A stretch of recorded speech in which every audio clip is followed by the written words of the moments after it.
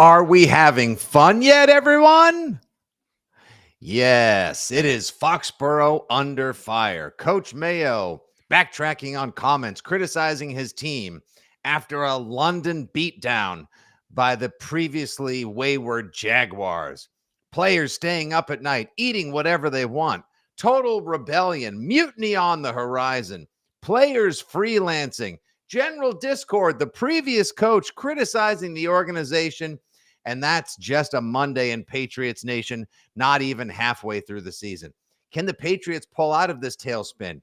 Is there any hope for any enjoyment the rest of the way? And will this actually end up doing harm to our developing leader or potential leader and franchise under center in Drake May? These are the questions we face today on a live Six Rings and Football Things, brought to you by our friends at WEI Odyssey and 2400 Sports. Thank you guys for listening, watching live, or however you choose to consume this wonderful Patriots podcast. You got your old pals Andy Jumbo Hart from the WEI afternoon program, as well as from the Six Rings postgame show and a bunch of other crap.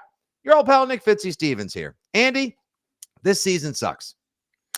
Well, Fitzgerald, as someone who thought 0-17 was very much in play for this football team, it's worse than I expected. I didn't think we would see this kind of dysfunction. You are and I appreciate the new backdrop if you're watching us on the stream, but you're kind of a dumpster fire because you stink on the field. You stink in the locker room and on social media. You get guys getting their names on the police blotter week after week here. Like, what is it you'd say you don't do at an abysmally low level right now? Yeah, what do you do? That's a very fair question. What do these Patriots do well aside from Drake May? Let him sling it, drop back and throw it. I saw Mike Reese in his little I don't even know what he calls it. He puts he empties out his notebook. Unicycle? Oh, what? That is hurtful. What big people? No, big people. Any size person likes to ride a unicycle. I didn't say traveling suitcase or something. I said unicycle. But he put his little notebook on Twitter. Why'd I call it a little notebook? Bit of a shot. See, why did you? You just walked right into that, you jerk. And he made an allusion to maybe they should have just gone with the circa early 90s Drew Bledsoe offense of letting him sling it 60, 70, because Drake May threw the ball 37 times. So if you wanted to uptick the passing game, you're talking about throwing the ball 45 or 50 times in a game in his second NFL start. But I think that's what they do well right now. Drake May, which is great in one sense and awful in another, is the best thing you have going. It's great that you feel like you have a franchise quarterback, that he put up numbers that only he and Dan Marino, who share both initials and hopefully career trajectories, have in common. But it's also a train wreck that we're talking about. Drake May's the best thing you got going. The guy that has started 2 games. He has been in the best part of your organization right now. Your franchise, the future under center, is now is by far and away not only your greatest asset, but the only reason worth tuning in. Absolutely. And he was fun. He was fun to the point where, you know me, I want them to have the number 1 pick. So I wanted them to lose a shootout to the Jags. Shootout never really developed, but it looked like early on the Patriots were rolling. I was actually rooting for a victory. When they went up 10-0 and then they were slinging it, I was like, okay, this is fun. We'll figure out how to get the number 1 pick later in the season. Let's just go win this game and have some fun and put on a show. And then Alex Van Pelt ripped the carpet out from underneath them, and the Jags. Well, I was going to say Jeremy Springer. According to Coach Mayo, I'll say straight up, this is the part that pissed me off the most.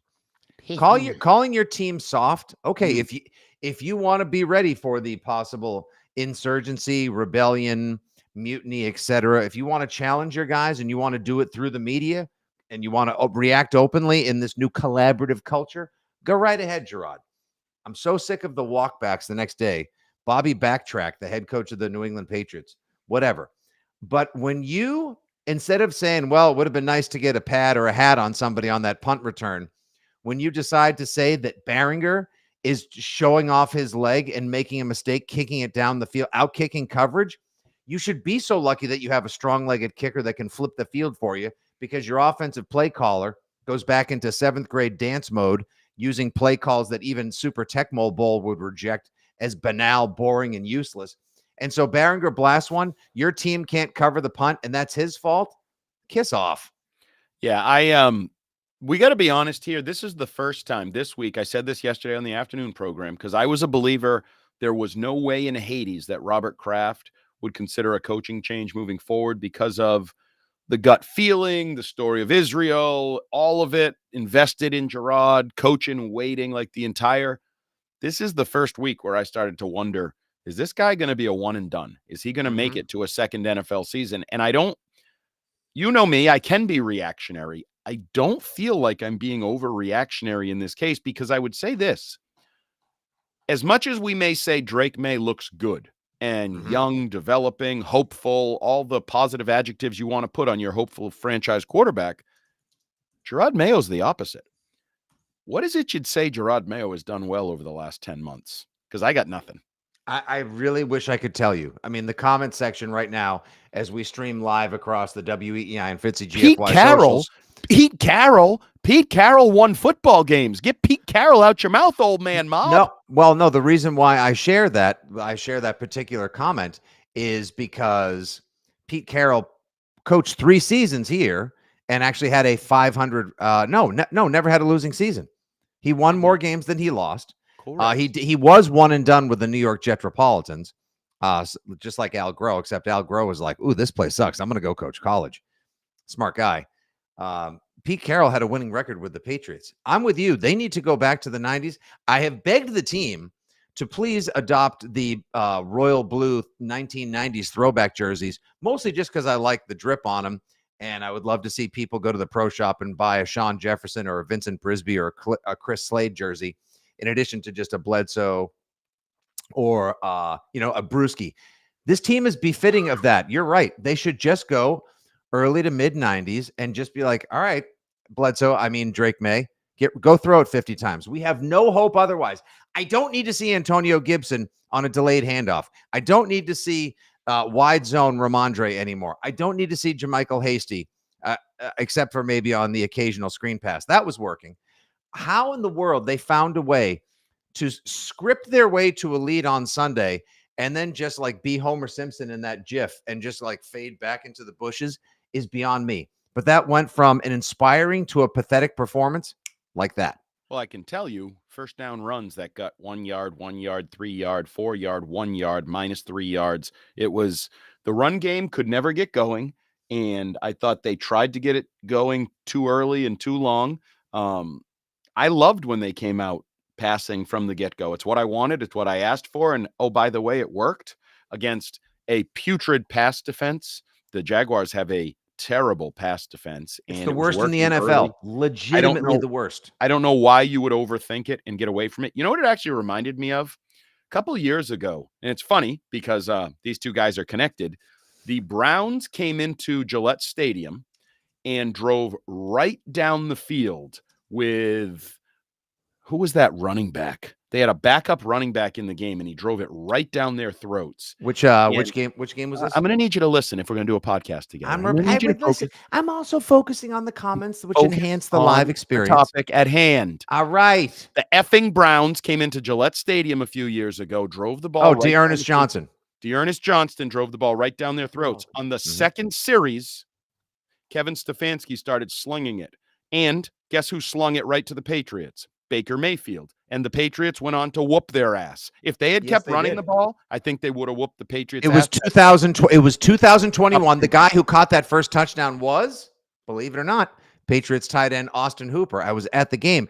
Then they curiously, with offensive coordinator, really offensive assistant, Alex Van Pelt, got away from what worked. Keep it simple, stupid. When something works, beat the hell out of it. Ride that bitch into the dust. And they didn't do that. And then they lost. And I know it's open season on the Patriots right now. Everybody's taking pot shots. Bill Belichick's taking pot shots, being disingenuous as he always is, and sort of manipulating the information to make himself look good and others look bad, which he always does. And I honestly think it should be beneath him, but apparently nothing is beneath him at this point in his media career. You know, this is a disaster. There's no other way to put it. And I just wonder, I told you this before the season. I said, I think Gerard Mayo and Robert Kraft are aligned and expecting this to be a tough year and looking at this as a multi-year rebuild. But there's a difference between planning for a multi-year rebuild and understanding there'll be rough water and then riding the boat through the most awful storm you've ever been through while you're vomiting and you can't eat and you're crapping your pants. And that's what they're doing right now. And I just don't know if Robert Kraft, the Kraft family, Jonathan Kraft, or even Mayo himself will have the stomach to continue doing this. I just don't know where this goes. You have people calling for jobs. Van Pelt, one and done. He might be the scapegoat. He might absolutely be the scapegoat. Feeling he's going to be. Fire Mayo was actually trending. Scapegoat's strong because I don't think he's done a good job, so I'm not sure he's really the scapegoat. He's done a good job developing Drake May, something Tom Curran pointed out. Oh, yeah. We talked about it on the postgame show Sunday. It's like this is now one of the questions on the table. Andy, can Alex Van Pelt hold on to his job because he's doing a good job? I mean, with TC McCartney and then Ben McAdoo, what would you say you McAdoo around here? I have no idea what these guys do behind the scenes. He might now assistant head coach better because the head coach needs some assistance. I mean, seriously, there can be no way possible Kraft, Mayo, etc. at all thought going into this offseason. Wolf, like with the players they had, the draft they had, the competition they would face with one of the toughest schedules in the NFL this year, that it would possibly get this bad. And now, to make matters worse, following the comments about his team being SAWFT soft, which of course he walked back on the Greg Hill show, that brought out. Wait, Mayo walked something back? No. I know, crazy, right? He hadn't done that in a week. Now, the worst thing that could have possibly happened for him on top of it all, it brought out his number one critic, who took two opportunities to have at him yesterday. Look, I think when you criticize your team publicly like that, it doesn't always go over well. Not every coach has their own style, and maybe sometimes that can be effective and all. But ultimately, I always felt like when the team played bad, that was my responsibility too. I mean, we might have had bad playing, but we had bad coaching that led to bad playing. So I think it's always best to kind of take a look at yourself and do what you can do to help the team, and then. If you have constructive criticism as a coach, that's your job. But I don't know. Last year the Patriots led the league in rushing defense yards per carry, number one in the league. This year they're 26th or whatever it is. It's the same players. I don't think that those players on defense are soft, but they haven't stopped the run very well this year.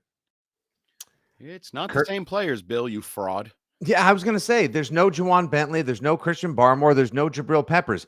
Gee whiz, the best players at all three levels to stop the run. That's all those. Oh, wow. Our baseball team's defense has gone to shit. Oh, why is that? Oh, well, our catcher, our shortstop, and our center fielder are missing. Oh, really? How that works. Bill would be like, nah, same team. What a fraud. What a bully pulpit fraud. It is unbelievable. I think Belichick is not coming. I don't like the way he's coming. Now, he has Brady on there because Belichick's on there more often than Brady because Belichick can't say no to any single media appearance or opportunity to remind people that he would love to coach next year and that the Patriots did him dirty. Honestly, Belichick, say less. Coach Mayo, say less. You know who else? Maybe Mr. K could also not go on podcasts and like in the middle of this dumpster fire season in a rebuild where people want to look to a North Star or a beacon of hope, Andy. I don't need Mr. Kraft going on a podcast saying like, oh, I didn't want to fire Bill, but I gave him too much power and I regret not having checks and balance. Okay, great. But it's done. You cannot control that. I can't even control the start of this podcast or even what you said 30 seconds ago. I'm in charge of my now. And your now in Foxboro looks like absolute trash. And I don't see how themselves well. No one is handling themselves. And I include it's Gerard Mayo, it's Bill Belichick, it's Robert Kraft, it's everybody that's commenting for or around or about the Patriots. And I get it. There's still a lot of emotion, probably from Belichick's end, from the dynasty and getting railroaded and all those things. But this is a disaster. And it starts with Gerard Mayo. And Gerard Mayo did say, I got to coach better. It starts with me. So, Bill, I mean, apparently you missed that part of the comment. You chose to Barmore wasn't out last year. No, we're not saying that. That's the thing. Last year, Belichick.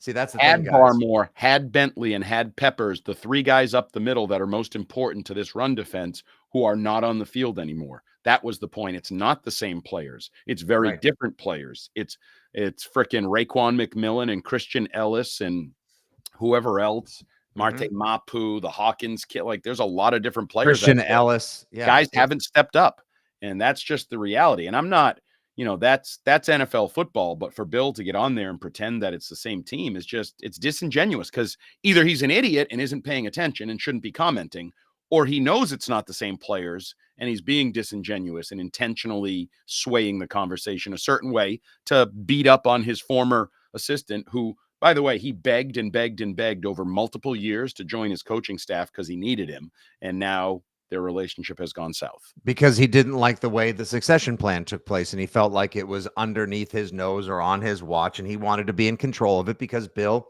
as we know, Bill wants to be in control. Get the hell out of here. Funny thing, he always liked controlling a narrative as well. And this does not disparage or take away from anything Bill Belichick accomplished during all of his time as head coach.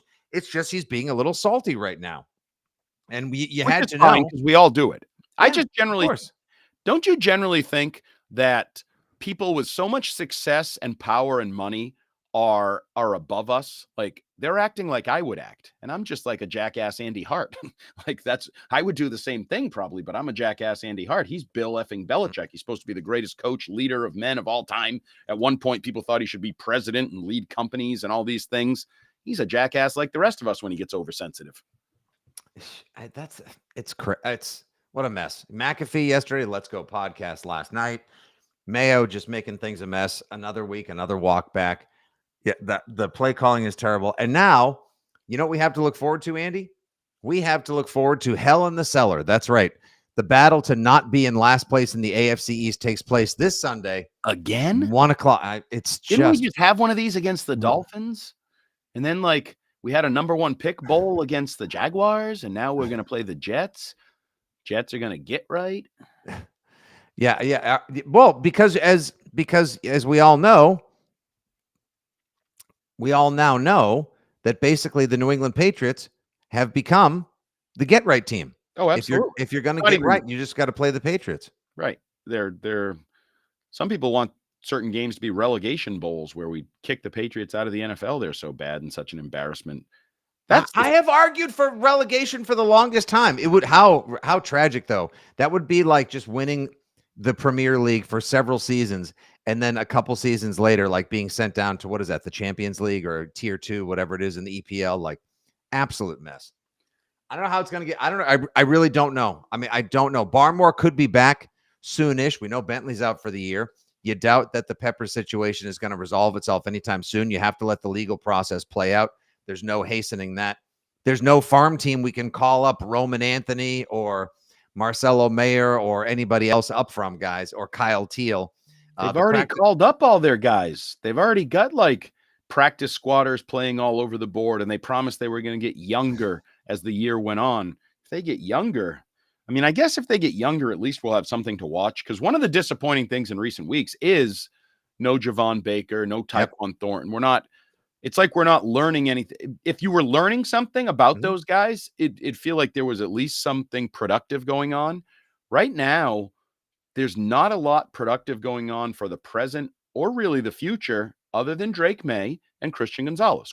Christian Gonzalez is getting great experiences week after week going up against elite wide receivers. I don't care that Brian Thomas beats him for a deep ball, because guess what? I personally think Brian Thomas is going to be a top 5 receiver in this league in the very near future. I think he's an absolute effing stud. So no shame in that. There's experiences being gained.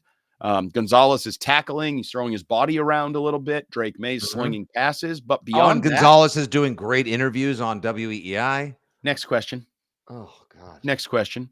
And those, I actually think that's the biggest issue this team has. We know they have bad talent.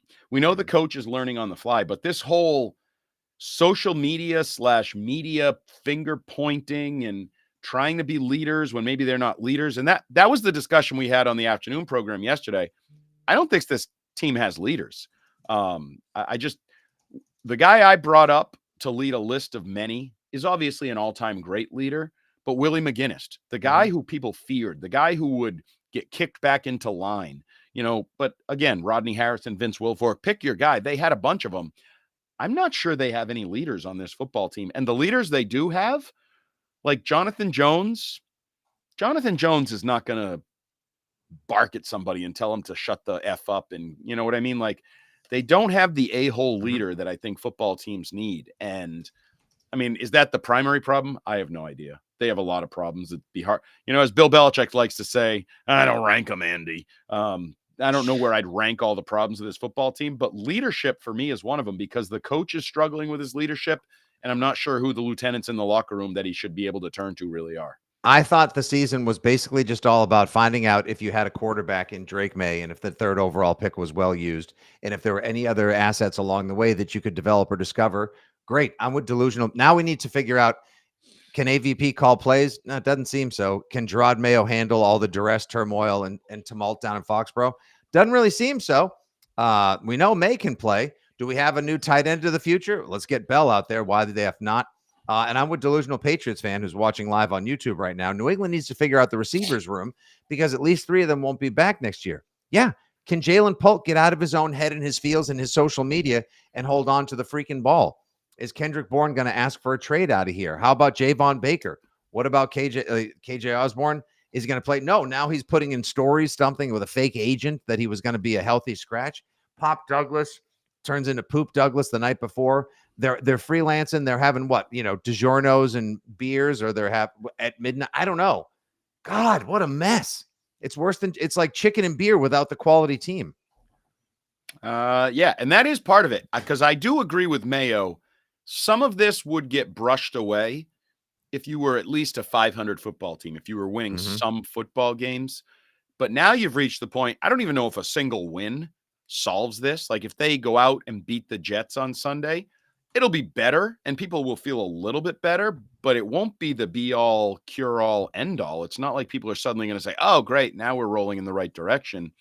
There's just too much drama, too much dysfunction, too much ugly play on the football field. Like, it's just, this is a total system failure that some people predicted. Some people expected. I know some people are taking victory laps. Certainly Andy Gresh, our former coworker, is one of them. He thought Mayo would be a disaster, and Mayo's been a disaster. So he's probably home right now, enjoying some snacks from a vending machine, watching wrestling highlights, having a big old LOL. Jeez, man, just can't believe we're here, but we are. We're here for you several times a week on the post-game show and the Six Rings podcast.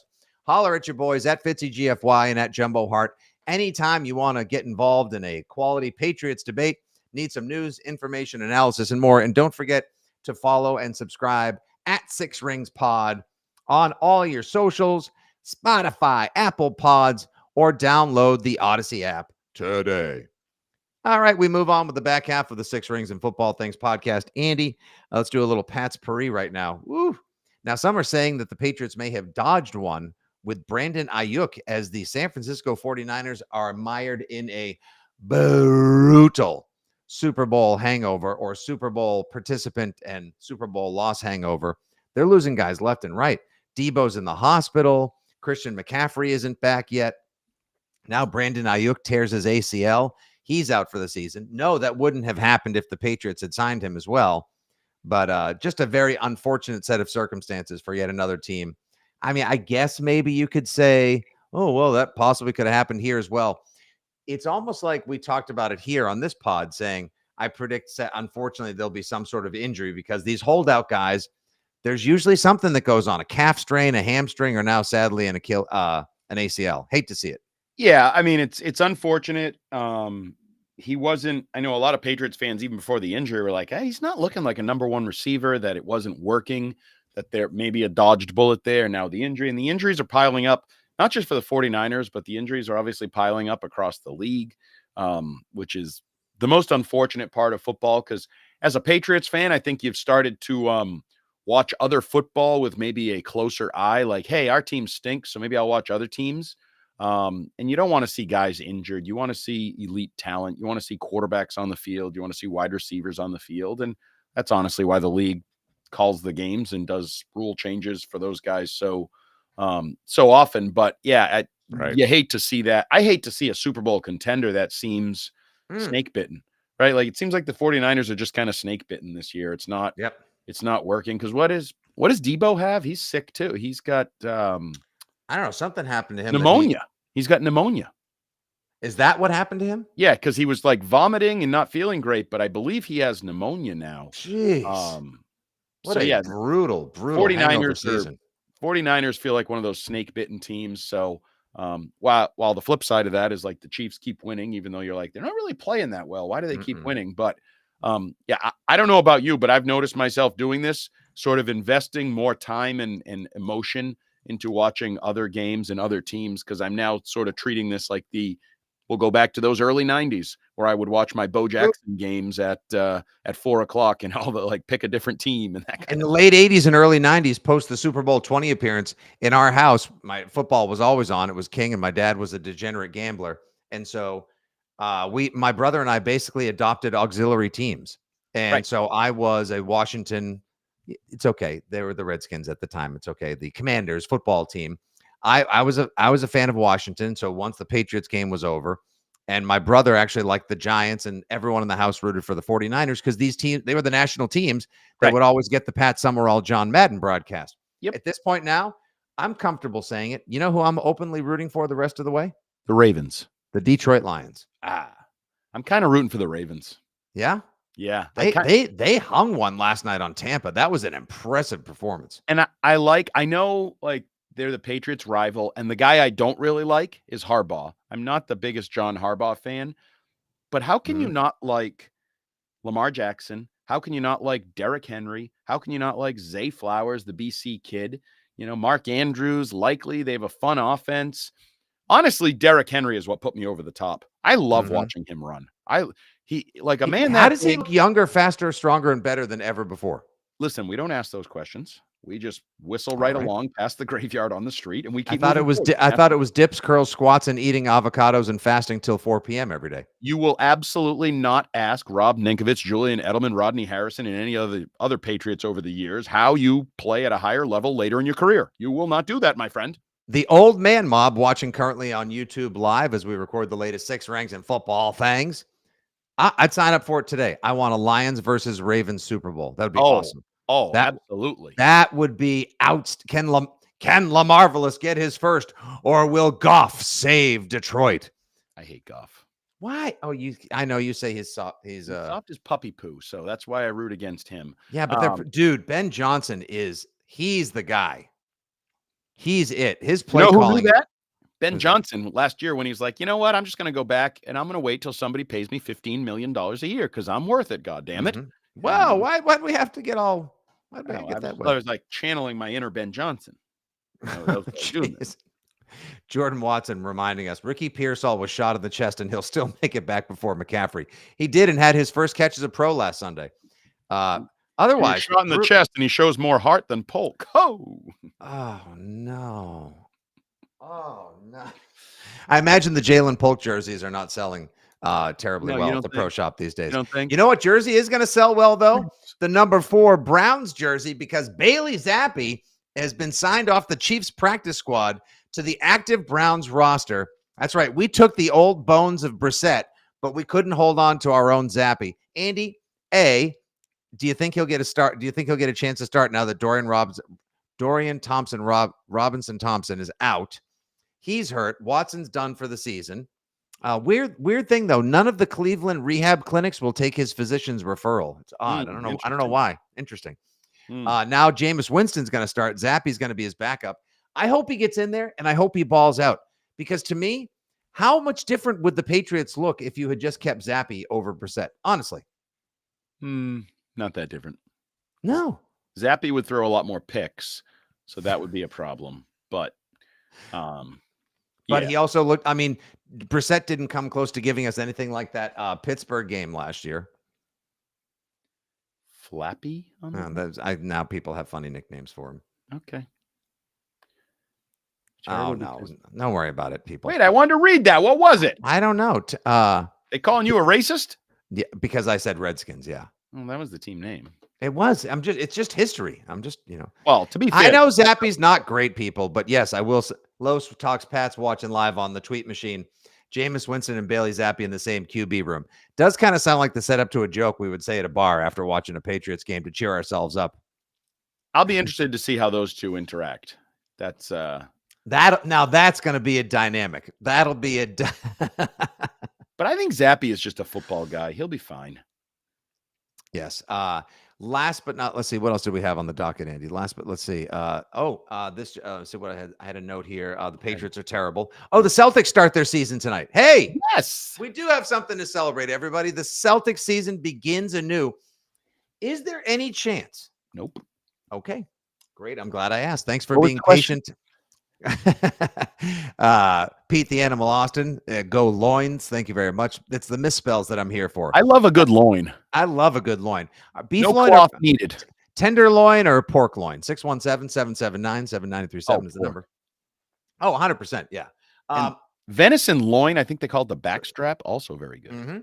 So is there any chance, like the way Joe Mazzulla in 2 seasons with all of that talent around him turned it around from a despised and off-questioned, criticized, derided coach, now all of a sudden his crazy methodology, his philosophy, his judo, I hope there's a big target on us. I hope I can see the red dot right between my eyes. Like, that's okay. We're all going to die soon. There's no pressure on us to repeat. Like, he's bananas, but it's the classic case of, yeah, but he's our bananas because he wins.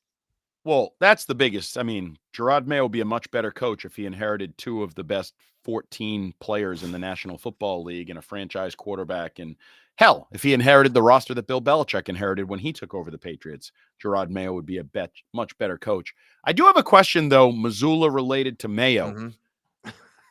A, do you believe Mazzulla is genuine, or is there some of it that's an act? B, do you believe that Gerard Mayo is genuine, or some of what he does an act? Is he a modern coach and he's doing everything the way he thinks he really wants it done? Or is he playing a character that is a modern football coach? Because I'm not sure. Or is he doing what he's told? And is he basically just kind of like, here, we lost a lot of, there was too much enmity when it was surrounding Belichick in the final season. So we just need someone to be a positive, upbeat organizational spokesman. Because I've talked to him before. He's a super nice dude. Who, Gerard Mayo? Yes. Oh, I think he's a very nice He's a terrific guy. Yeah, good competitor, smart guy. Football coach. In fact, in my world, I'm a hardo. I think old school football coaches have to be feared.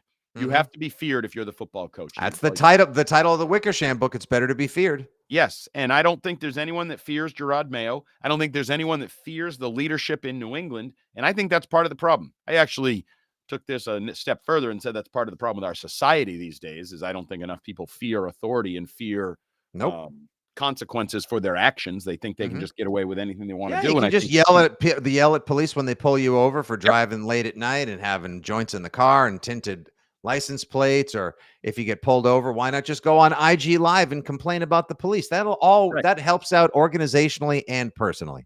So that's where, but I also, even the beep, beep, beep backing it up again, do you think Gerard Mayo clarified his comment because he thought he effed up or because somebody told him to clarify his comment in terms of this being a soft football team playing soft? I'm not sure. I think there's a chance somebody told him to back it up, that he didn't really notice it. Did you notice, one of the commenters says, did you notice Mac's behavior on Sunday? I was not paying too much attention to the legend of McCorkle, that he was jumping with glee that they were beating the Patriots. Oh, no. No, I didn't notice. But he should be. Why shouldn't he be? That's his new team. He's no longer a member of the Patriots. His team they ruined his effing life. He was on his way to $250 million until they submarined him. Yeah, he never would have been great. He would have been better than a Sam Bradford, better than a Chase Daniel. He would have got $200 million. Oof. All right. On that note, legitimately, you have multiple radio shows a week. We have podcasts. We have a 3.5-hour post-game show Sunday. It is, I don't know. Where do we go? Dude, Thank you, old man mob. Appreciate you paying attention. If the Bengals weren't jagoffs early in the season every year. Yeah, if they had gotten their act together. I would have been an effing genius taking the victory lap of all victory laps come January to all the people that told me I was a moron for saying that they could go 17-0, including inside the building, where they are now admitting, some people, that I was more right than they ever would have thought. All right, I'll ask it now. The question comes in from Twitter. Over under a stadium at 50% capacity Sunday. Over. I say Yeah, it's going to be over, but not by a ton. Like 65%, something like that. Yeah, I'd be like 40,000. Like I checked. Somebody asked me yesterday if I could help them get a line on tickets. They're like, "I'll pay face. It's no big deal." I went to the secondary market. Face? Why would you pay Yeah. face? I said they were already selling at 75%. That was on Monday, the Yeah, day no. after the Jags game. Like they'll be at 50% by Friday, Saturday. I mean, I'm just going to advise all our friends that listen, Mhm. don't pay face. Mm-mm. There's no reason to pay face. Until something changes, until there's some reason that I don't envision, check the secondary market, and I think you'll be just fine. Until they decide to take the reins, restrictor plates, and chastity belt off Drake May and let him cook all game long, you're not going to see anything much more locally than 50, 60%. On the road, different story. Yeah, and I'm not even sure letting him go. I mean, I think fans are going to lose interest and turn their attention elsewhere, and it becomes the holiday season, and it becomes winter, and it becomes just different things. And yeah, I don't. Plus, as I said, I think people are going to watch more games around the NFL. Yeah. Honestly, what at this point now, what's going to be more entertaining? A day of red zone with ordering some Papagenos or Bertucci, maybe air frying some wings, or going down to the stadium, crushing some BLs, some lattes, listening to Crazy Train, and then going in and watching. Oh man, that draw to Gibson got blown up by Quinnen Williams. Get out of here. Who would have guessed that? Who could have ever seen that coming? Will there be more Jets fans than Pats fans and Oh, I think there'll be a lot of Jets fans. I think but I got to tell you, I think Jets fans are they're teetering as well. Their team sucks too. It's 2-5 against 1-6. Let me ask you a question. Who's Go the ahead. better quarterback in this game right now? Oh, Drake May. Aaron Rodgers is playing like garbage, and he has Garrett Wilson, Alan Lazard, and Look at me Devontae. finding the effing silver lining. All right, we got to punch out on that. I just saved this podcast and swore, but you said effing. It's fine. That's literally, and I'm that's not FCC being over compliant. the top. Who's the better quarterback right now? Who's thrown for 500 yards and 5 touchdowns the last 2 weeks? Who's slinging it? Who's making plays? Who's not pouty? That's Drake May. You damn right, Mandy Hogan. It's Drake May, baby. You have the better quarterback in this game, and you're going against his GOAT, Drake May's GOAT, but he's the better quarterback in this game. Woo! I just found that, bitch-ass hose. And on that note, thanks once again for either watching live or subscribing to, listening, and sharing the latest edition of Six Rings and Football Things, brought to you by your friends at WEEI Odyssey and 2400 Sports. We'll be back later in the week with our preview and prediction, Mego on the beat, and so much more to make sure that you people, the good people, see, you didn't even say you people, so I snuck one in at the end for everyone just to make sure that our quota was met, Andy, that you people get all the latest news, analysis, information, entertainment, and more provided to you during this interesting season. He's at Jumbo Hart. I'm at Fitzy GFY, and we are at the end of the podcast. Thank you guys for listening once again. We'll talk to you soon. Until the next time, good day. God bless.